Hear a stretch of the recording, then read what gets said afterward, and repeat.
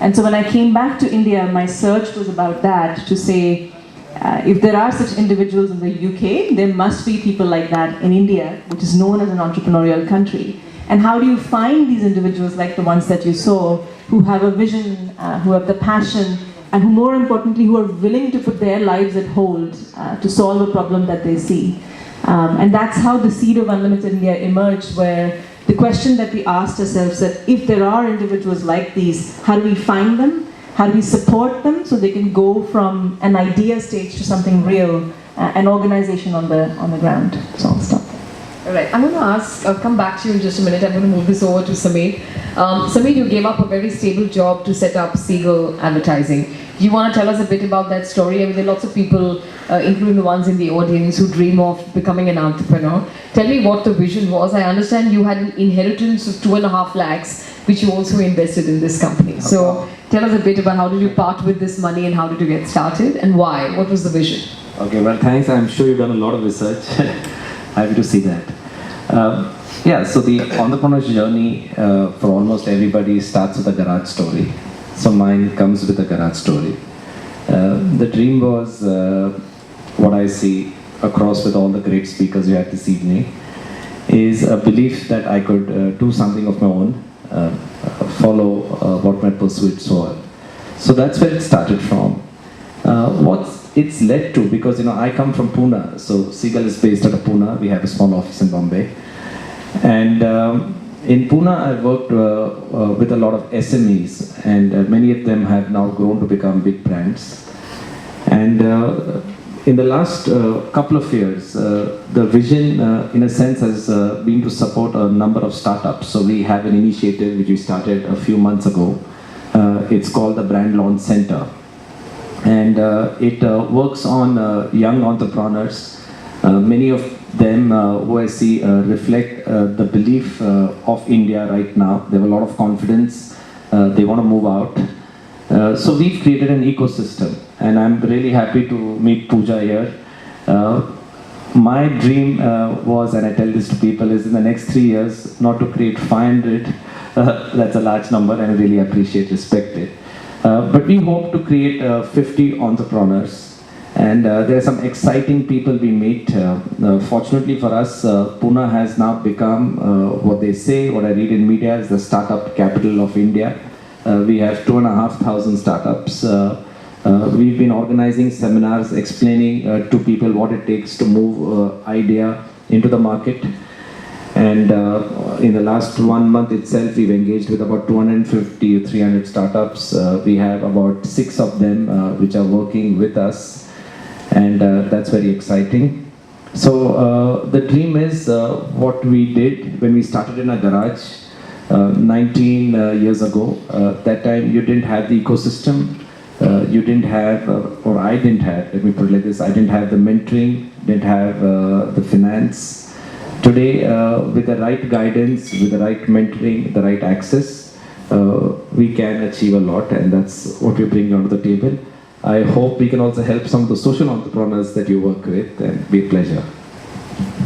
All right, I'm going to turn this over again to Pooja. Pooja, in the early days, while you were trying to set up the idea of UnLtd India in India, and were facing a whole lot of hurdles and challenges. I mean, it's all very swell to be sitting up here and talking to an audience when you have a success story. I mean, you had so many struggles at the start, and there was something that you mentioned in one of your interviews about the words of a mentor that changed it all for you. I thought it was a very interesting insight for anyone who believes that they're up against resistance or they're up against anything when they're trying to drive change. Would you tell us that story, and including what that insight from the mentor was and how it actually helped you overcome your initial challenges? It's a little scary. She'd done her research well. So I would support what was said earlier in terms of, I think mentors have played such an important role in who I am today. And different mentors have come in at different points of time. Sometimes out of just me seeking out mentors, and sometimes out of just plain serendipity. You just walk into the right person who has the right words for you that you need to listen at that point. I think the story that you may be referring to is when I started out almost 8 years ago. I was 26, 27 years old. I had a lot more black hair and lesser white hair at that point. But the image that I was portraying when I went to talk about this idea to anyone, what they would see in front of them was a young girl who did not have an entrepreneurial experience herself. And here she was talking together with a co-founder about how they would set up India's premier incubator in the country. And at that point, we didn't use the word incubator so much as saying we would set up India's premier talent spotter and transform them into leaders of the country. So you can imagine, majority response was more like, I think you just need to go get some years of experience, right? At that point, entrepreneurship was not such a glamorous word as it is today, and being a startup was sort of the last thing that you might want to do. And at that point, I think, because I was young as well, I had a lot more sort of, I would walk into the meeting with almost getting ready to defend my corner, right? So after the 40th rejection in conversation, 41st conversation, I would walk into the meeting thinking, I've got to get my defense right. And of course, it used to turn yet another frustrating meeting. And so I spoke to this mentor, and at that point, she just said, listen, what you're doing is you're walking into the room believing that they are not on your side. You walk into that room believing that they are on your side, they just might not see it yet. And I started practicing that when I walked into meetings, very consciously telling myself, saying, this person is on my side. They may not support me today, but they will support me one day. And actually believing that you had something of merit that this person would back.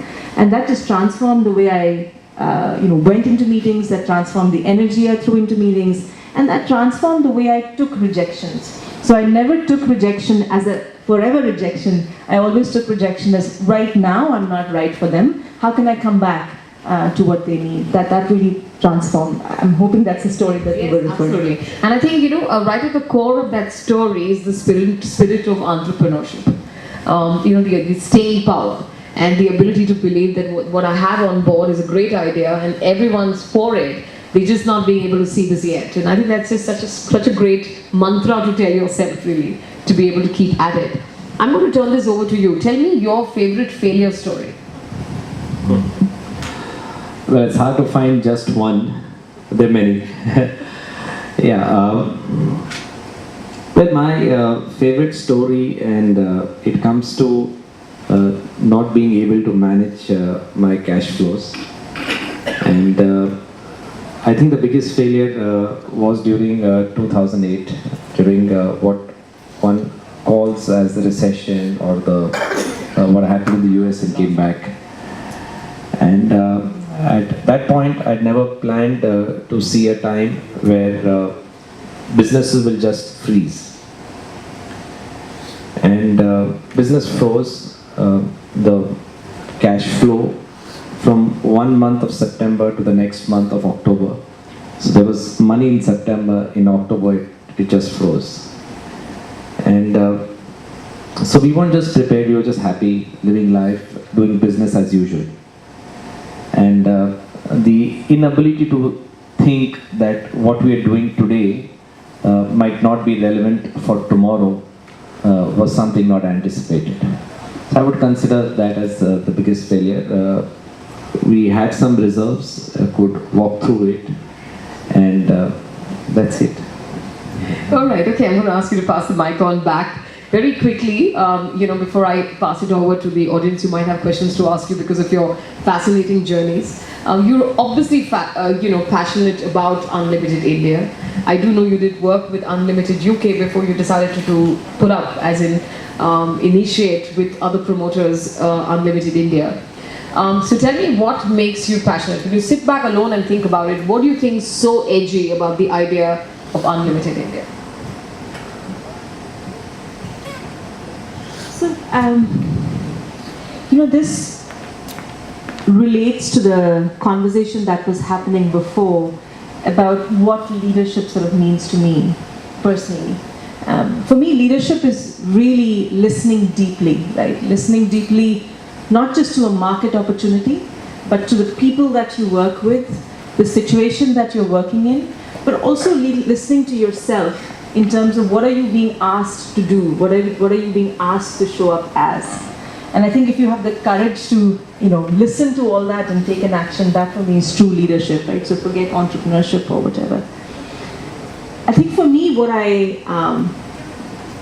is powerful about UnLtd India to me is that it is supporting, or when we look at people, when you meet our, the individuals that we work with, you will not be able to differentiate the future stars from the other people in the audience. The people that you saw in the video is a girl who came out of an orphanage, an ex-BCG consultant, an ex-graphic designer. They all look and speak the same when you meet them. They're just sort of like very raw energy, right? And what's absolutely magical is that if you put just a little bit of money, but a lot of belief and a lot of skill building behind that, you're literally seeing leaders shape in front of you. And I can't tell you how powerful that is to actually meet someone and then see them become into this amazing individual 3 years or 4 years from now, who are like inspiring, hundreds of other people within their community. I just want to, the Greenway Grameen guys, the young boy who was talking about providing, he said 1 million stoves, right? Yes. This was about 2 years ago or 3 years ago. He's already he's sold about 400,000 stoves. He has a factory in Surat that employs 150 people. He's just raised his Series A investment, and I think he will hit 1 million pretty soon. Well, it's absolutely similar to what Pooja is saying. What gets people to the brand launch center is people who are quitting jobs, the people who have got 15, 20 years work experience. They feel they've had enough of what they've been doing, and they want to pursue their dream.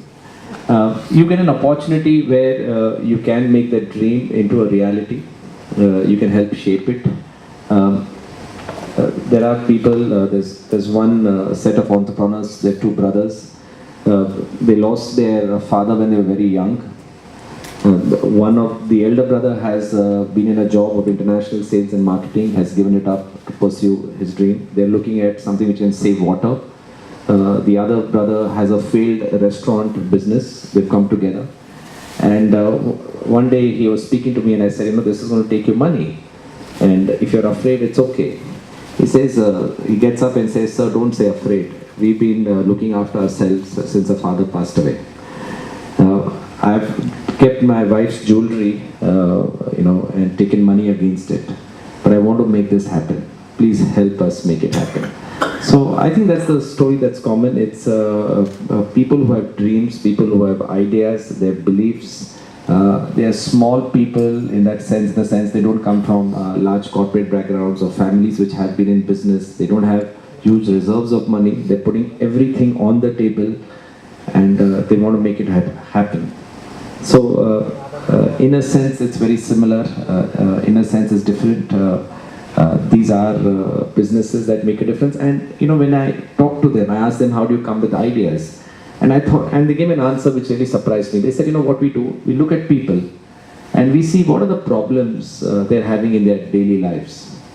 And when we spot a problem, we see an opportunity. So very simple ideas, but they're brilliant, very exciting, and that's what keeps us going.